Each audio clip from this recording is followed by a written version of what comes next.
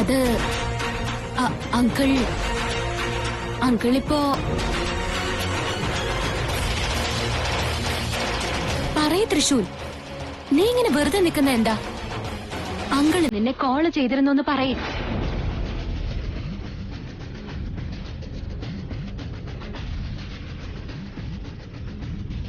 അങ്കിളിന് നിങ്ങളെ കരുതും പോലെ ഒരു കുഴപ്പമില്ല. ഒരു ബിസിനസ് ഫ്രണ്ടിന്റെ കൂടെ ഋഷികേശിൽ പോയിരിക്കുകയാണ്. നീ എന്താ ഈ കാര്യം എന്നോട് പറയാതിരുന്നേ? ഞാൻ വീണ്ടും വീണ്ടും നിന്നോട് ചോദിച്ചിട്ട് നീ മിണ്ടാതിരിക്കായിരുന്നില്ലേ? അയ്യോ അമ്മേ, അങ്കിള് തന്നെയാ പറഞ്ഞത്. ഞാൻ ഇത്ര ദൂരം വന്നെന്ന് വീട്ടിലുള്ളവരറിഞ്ഞ അവര് വെറുതെ പേടിക്കും. നീ അറിഞ്ഞിരിക്കാൻ വേണ്ടി ഫോൺ വിളിച്ചതാണെന്ന് പറഞ്ഞു. അതുകൊണ്ട് പറയണ്ടെന്ന് തന്നെ ഞങ്ങളും വിചാരിച്ചത്. എന്നാ നിങ്ങളെല്ലാം സ്വാമിയെ വിളിക്കണം, പൂജ നടത്തണം എന്നൊക്കെ പറഞ്ഞല്ലോ, അതുകൊണ്ടാ ഇപ്പൊ പറഞ്ഞത്. ഇവളെങ്ങനെ ഇത്ര കോൺഫിഡന്റ് ആയിട്ട് കള്ളം പറയുന്നേ? ഇവളുടെ കള്ളത്തരം, ഇവളുടെ വയറ്റിലുള്ള പാമ്പിന്റെ കുഞ്ഞ് എല്ലാം തന്നെ എന്നോട് എന്തൊക്കെയോ പറയാൻ ശ്രമിക്കുന്നുണ്ടല്ലോ. പക്ഷെ എനിക്കാണെങ്കിൽ ഒന്നും മനസ്സിലാവുന്നുമില്ല. അതെയോ? അയ്യോ, ഒന്ന് ചോദിക്കാൻ പറയാൻ ചെയ്യാതെ എങ്ങോട്ടാ പോയെന്നും എന്താ പറ്റിയെന്നും അറിയണവരെ എത്ര ടെൻഷൻ അടിച്ച് ഞങ്ങള്. തൃശൂൽ, നീ ഇതാദ്യമേ പറഞ്ഞിരുന്നെങ്കിൽ ഞങ്ങൾ ഇത്രയ്ക്ക് വിഷമിക്കണമായിരുന്നു. പാവൻ തൃശൂൽ, ഹോസ്പിറ്റലില് ഞങ്ങളുടെ കുഞ്ഞിനെ കണ്ട ശേഷം എല്ലാം മറന്നുപോയിരിക്കുന്നു അല്ലേ തൃശൂൽ? തൃശൂൽ, വാ പോകാം.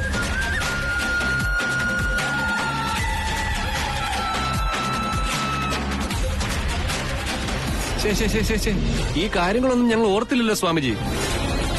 ദിഗ്വിജയന് അപ്പൊ നാഗറാണി ആരാണെന്ന് അറിയാമായിരുന്നു, നാഗമാണിക്യം എവിടെയാണെന്നും അറിയാമായിരുന്നു. പക്ഷെ അവനത് നമ്മളോട് പറഞ്ഞില്ല. ബാക്കി കാര്യം ചോദിക്കാന്ന് വെച്ചാൽ ദിഗ്വിജയമില്ല. ഇപ്പോൾ എന്ത് ചെയ്യും ഗുരുജി? തോന്നിയ സംശയങ്ങൾ ഉറപ്പാക്കണമെങ്കിൽ എനിക്ക് അവന്റെ വീട്ടിലേക്ക് പോയേ മതിയാവും. അയ്യോ വേണ്ട ഗുരുക്കളെ, അത് വേണ്ട. നിങ്ങളെയൊക്കെ കണ്ട കാര്യം എന്റെ ഭാര്യ പോയി വീട്ടിൽ എല്ലാവരോടും ഇതിനകം പറഞ്ഞിട്ടുണ്ടാവും. ഇനി നമ്മൾ പോയാൽ ശരിയാവില്ല. ഉത്തരങ്ങൾ ലഭിക്കണ്ടേ? എല്ലാ പ്രശ്നങ്ങൾക്കും പരിഹാരം കാണണ്ടേ? പോയേ മതിയാവൂ.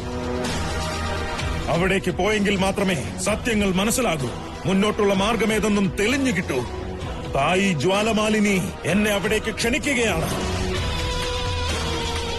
എനിക്ക് ആ വീട്ടിലേക്ക് പോകണം, എല്ലാവരെയും അടുത്തുനിന്ന് വീക്ഷിക്കണം. എങ്കിലേ സത്യം മറനീക്കി പുറത്തു വരൂ. നന്ദീശ, നീ എന്നോടൊപ്പം വരൂ.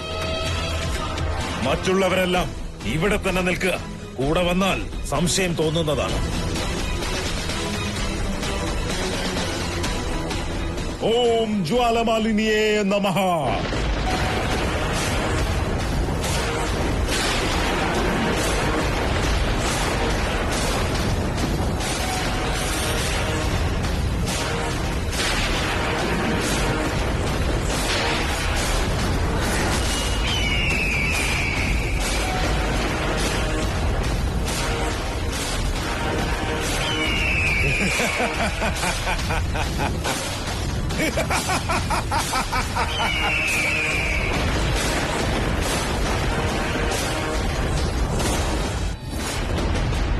ഇവള് വെറും ഒരു പെണ്ണാണെന്ന് നീ കരുതിയോ?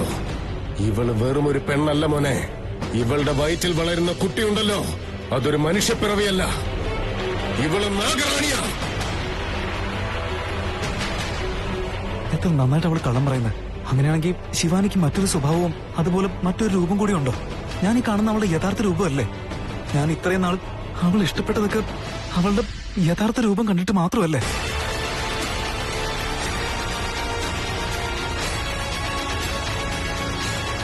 തൃശൂൽ,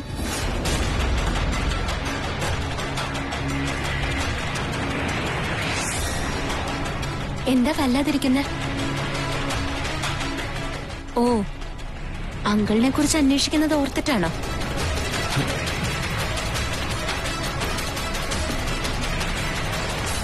അതിനെക്കുറിച്ച് ഓരോന്ന് പറഞ്ഞ് ഞാൻ സമാധാനിപ്പിച്ചല്ലോ.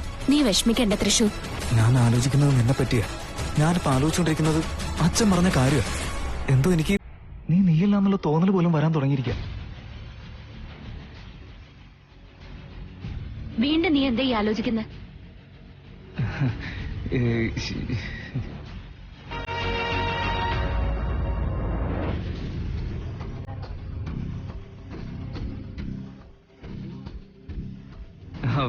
ശിവാനി, ശിവാനി, ഇതെങ്ങനെ നിനക്ക് കാണുന്നത്? നമ്മുടെ കുഞ്ഞല്ലേ, നല്ല ഭംഗിയുണ്ട് കാണാൻ. അതെയോ? എന്തേ, നിനക്ക് വേറെ രീതിയിൽ കാണുന്നുണ്ടോ?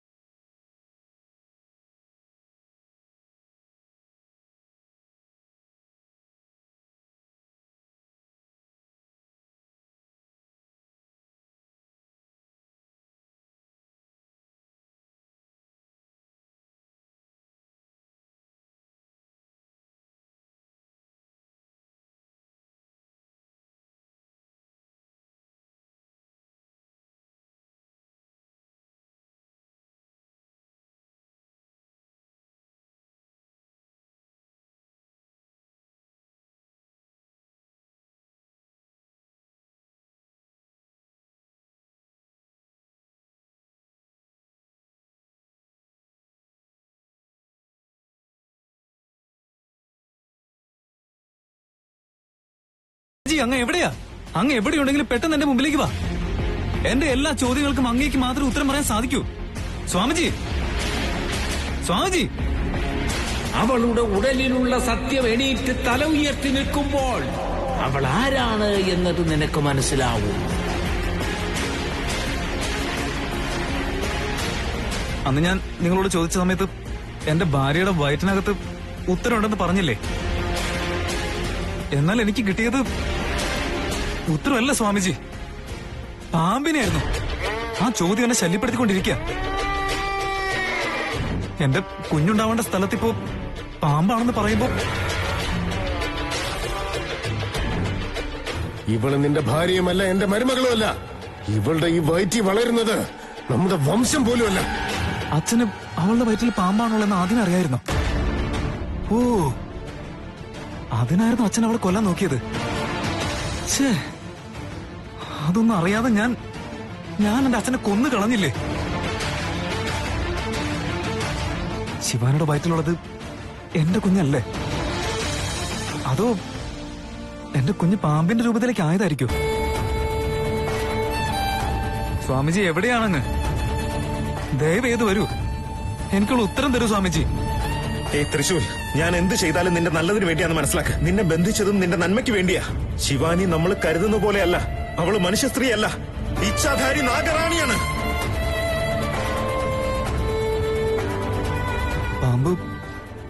പാമ്പിന്റെ വയറ്റിൽ മാത്രമേ ഉണ്ടായിരിക്കാൻ പാടുള്ളൂ. അപ്പൊ എന്റെ ശിവാനി പാമ്പാണോ? ഇതിന്റെ എല്ലാം ഉത്തരം ഞാൻ തന്നെ കണ്ടെത്തണം.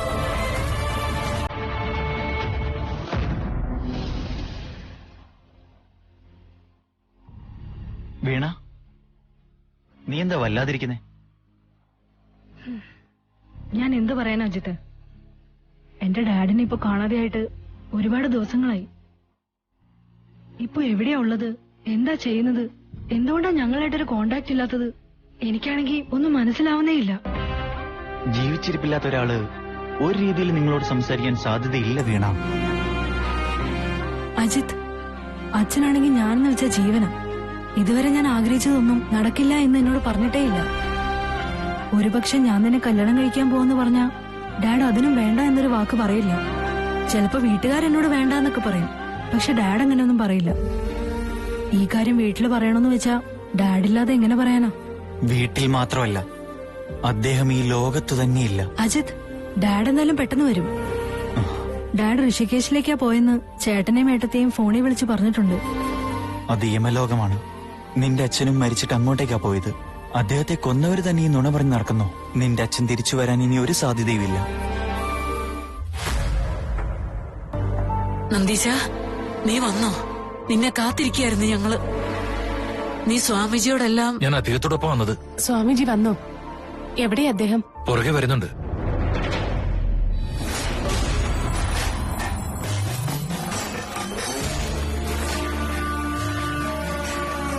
പാദസേവ ചെയ്യാൻ തയ്യാറായിക്കോളൂ. ഓം ജ്വാലാമുഖിതായേ ജ്വാലമാലിനി നമോ നമഃ. നിന്റെ കണ്ണിൽ ദർശിച്ചത് എനിക്കും സ്വായത്തമാക്കൂ. വഴികാട്ടൂ തായേ, വഴികാട്ടൂ.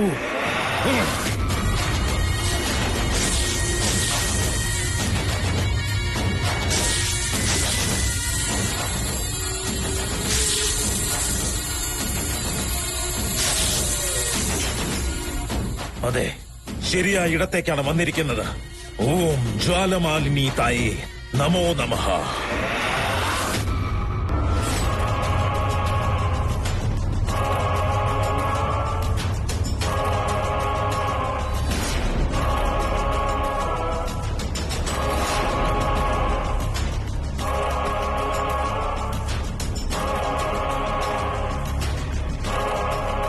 ഈ വീട്ടിൽ താമസിക്കുന്നത് ഇത്രയും പേർ മാത്രമാണോ? നമ്മുടെ തൃശൂല് പുറത്തേക്ക് പോയിരിക്കെ. ശിവാനിയും തൃശൂലും കൂടിയാണോ പോയിരിക്കുന്നത്? ഇല്ല, ശിവാനി അകത്തുണ്ട്. വീട്ടിലുള്ള എല്ലാവരും ഇവിടേക്ക് വരിക. മധു,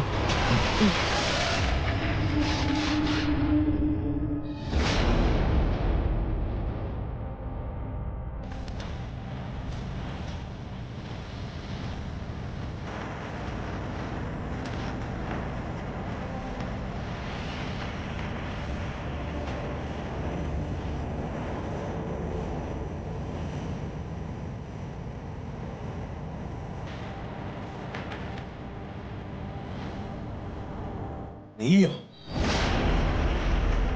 ഇതെന്റെ മരുമകളാണ്, ദിഗ്വിജയന്റെ മകന്റെ ഭാര്യ. നിന്നെ ഞാൻ ഇന്ന് രാവിലെ അമ്പലത്തിൽ വെച്ച് കണ്ടിരുന്നുവല്ലോ. ചോദിക്കാഞ്ഞിട്ടും ദിഗ്വിജയന്റെ മരുമകളാണെന്ന് നീ എന്നോട് പറഞ്ഞു അല്ലേ? ചോദിച്ചത് നീ കേട്ടില്ലേ? എന്താ ഒന്നും പറയാത്തെ? അത് മുന്നിൽ വന്ന് സംസാരിച്ചപ്പോ അങ്ങ് എന്നെ മനസ്സിലാക്കിയതേ ഇല്ലല്ലോ സ്വാമിജി. അപ്പോ പിന്നെ വേറെന്ത് സംസാരിക്കാനാ? അങ്ങ് വലിയ മഹാമഹിമയുള്ള ആളാ. അതുകൊണ്ട് എന്തിനാ അങ്ങയുടെ ഒരു ചർച്ചയുടെ ആവശ്യം എന്ന് കരുതി ഞാൻ പിന്നീട് തൃശൂലില് അങ്ങോട്ട് സംസാരിക്കാൻ പറഞ്ഞയച്ചിരുന്നു. തൃശൂൽ സംസാരിക്കാൻ വന്നില്ലേ? സംസാരിച്ചിരുന്നു അവൻ.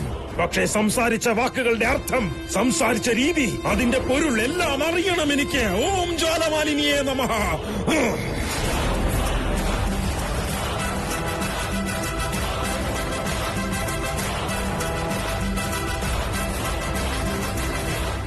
എന്തോണ്ട് എന്തോണ്ട് എന്തോണ്ട് എനിക്കൊന്നും മനസ്സിലാവുന്നില്ല. ശിവാനിയെ പറ്റി എന്തോ കാര്യമുണ്ട്, പക്ഷെ മനസ്സിലാവുന്നില്ല. എന്തായിരിക്കും അത്? ത്രിവിക്രം എന്തിനാ വെറുതെ അവളെ ശല്യപ്പെടുത്തിക്കൊണ്ടിരുന്നത്? അതുപോലെ ലാസ്റ്റ് മൊമെന്റിൽ അവൻ അവളെ കൊല്ലാനും ശ്രമിച്ചതല്ലേ? അവൻ വെറുതെ അങ്ങനെ ചെയ്യില്ലല്ലോ. എന്തോ കാരണമുണ്ട്. അച്ഛൻ പാവം, ഒരിക്കലും ആരെയും വിഷമിപ്പിക്കുന്ന ഒരു വ്യക്തിയല്ല അദ്ദേഹം. അച്ഛൻ അവളെ കൊല്ലാൻ തുടങ്ങിയെന്ന് പറയുമ്പോ അതിലെന്തൊരു കാരണമുണ്ട്.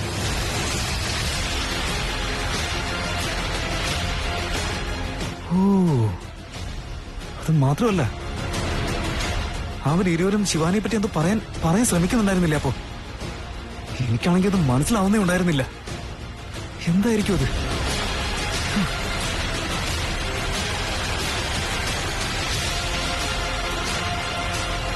എടാ, നിനക്ക് അവളെ കാണാൻ പറ്റുന്നില്ലേ? എടാ, ഒന്ന് നോക്ക്. അവൾ ഇട്ടിരിക്കുന്ന ഡ്രസ് നോക്ക്. നിന്റെ ഭാര്യ നല്ലവളാണെന്നല്ലേ പറഞ്ഞത്?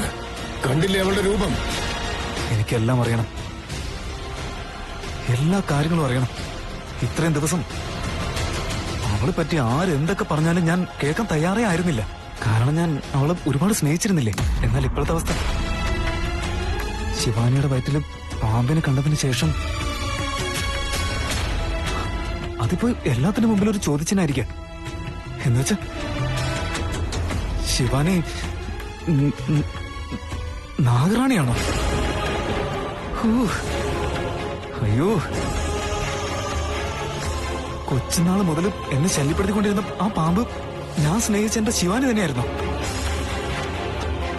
വീട്ടിൽ പറയുന്നത് കേട്ടിട്ടുണ്ട്, ഇച്ഛാധാരി നാഗറാണി എന്ന് പറയുന്ന ഒന്നുണ്ട്. അത് എപ്പോ വേണമെങ്കിലും എങ്ങനെ വേണമെങ്കിലും ഏത് രീതിയിൽ വേണമെങ്കിലും രൂപം മാറും അത്ര. എല്ലാ ശക്തിയുമുള്ള പാമ്പ് അതിന്റെ സ്വന്തം രൂപം പോലും മാറ്റാനുള്ള ശക്തിയുള്ള നാഗറാണി അതെന്റെ എന്റെ എന്റെ ശിവാനിയായിരുന്നു. അതിന്റെയൊക്കെ എക്സാമ്പിൾ അല്ലേ അവള് വയറ്റി കിടക്കുന്ന പാമ്പ്.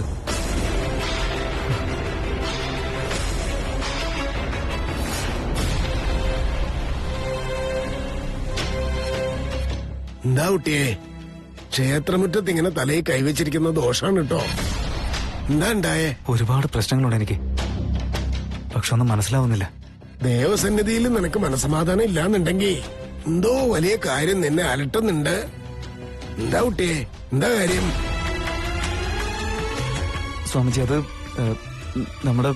നമ്മുടെ ശരീരത്തില് വേറൊരു വിശേഷപ്പെട്ട ശക്തി വന്ന് കയറിക്കഴിഞ്ഞാലേ, അഥവാ ഉണ്ടെങ്കിൽ തന്നെ അതെങ്ങനെ അറിയാൻ സാധിക്കും? നിന്റെ മനസ്സിലുള്ള സംശയങ്ങളെ കുറിച്ച് എനിക്ക് വ്യക്തമായിട്ട് അറിയില്ല. എന്നാലും നീ പറഞ്ഞതിൽ നിന്നും ചില കാര്യങ്ങൾ മനസ്സിലാക്കി ഞാന് ഒരു നല്ല പരിഹാരം നിർദ്ദേശിക്കാം. ഇതുവഴി മുന്നോട്ട് പോയാല് അവിടെ വെക്കമംഗലം എന്നൊരു സ്ഥലമുണ്ട്. അവിടുന്ന് കുറച്ചുകൂടി മുന്നോട്ടേക്ക് പോയാൽ പുനിത്താള എന്നൊരു സ്ഥലം എത്തും. അവിടെ ഒരു സാഹിബ് വസിക്കുന്നുണ്ട്. അദ്ദേഹം ഒരു മഹാസാത്വികനാ. ലൗകിക സുഖങ്ങളെല്ലാം ഉപേക്ഷിച്ച് ദൈവത്തിൽ സ്വയം അർപ്പിച്ചിരിക്കുന്ന ഒരു വ്യക്തിയാ. പൊതുവെ ഇങ്ങനെയുള്ള പ്രശ്നങ്ങൾക്കുള്ള പരിഹാരം അദ്ദേഹത്തിന്റെ അടുത്തുണ്ടാവും. കുട്ടി അങ്ങോട്ട് ചെന്നോളുക, നല്ലത് വരും.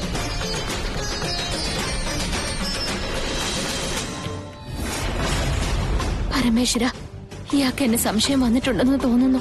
ഞാൻ നാഗറാണിയാണെന്നുള്ള സത്യം ആദിശേഷനല്ലാതെ ഈ വീട്ടിൽ ആരും അറിയാൻ പാടില്ല. അറിഞ്ഞു കഴിഞ്ഞാൽ വലിയ ആപത്തുണ്ടാവുമെന്നാണ് നാഗഗുരു പറഞ്ഞത്. എന്താ ഇപ്പൊ ചെയ്യാ? ഓം ജ്വാലമാലിനിയേ നമഃ. തായേ, നിന്റെ കണ്ണിൽ കണ്ടത് എന്റെ കണ്ണുകളിലും കാട്ടിത്തരൂ.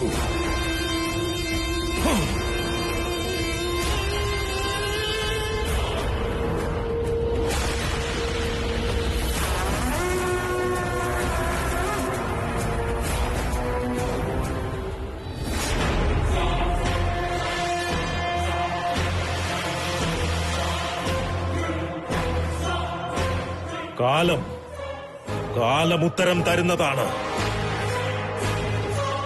എന്തോ കുറവ് കാണുന്നുണ്ട് ഞാൻ. എന്താണത്?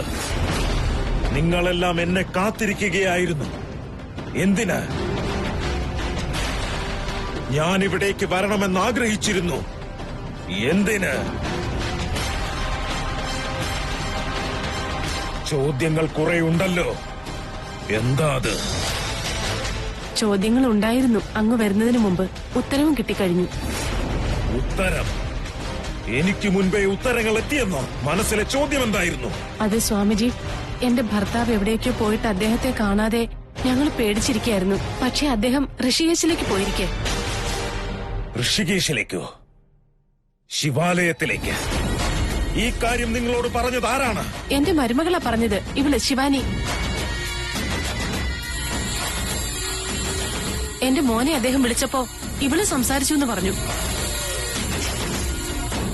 സംസാരിച്ചിരുന്നോ? നീയും സംസാരിച്ചിരുന്നോ? പറയൂ.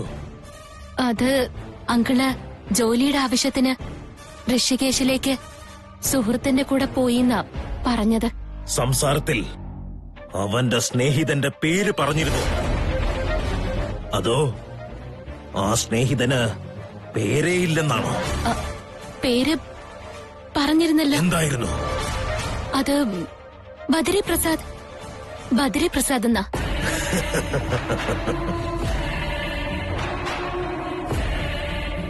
ഋഷികേശിലെ ബദ്രി പ്രസാദ്. നന്നായിരിക്കുന്നു, പേര് വളരെ നന്നായി. നന്ദീശ, ആരാണ് ഈ ബദ്രി പ്രസാദ്?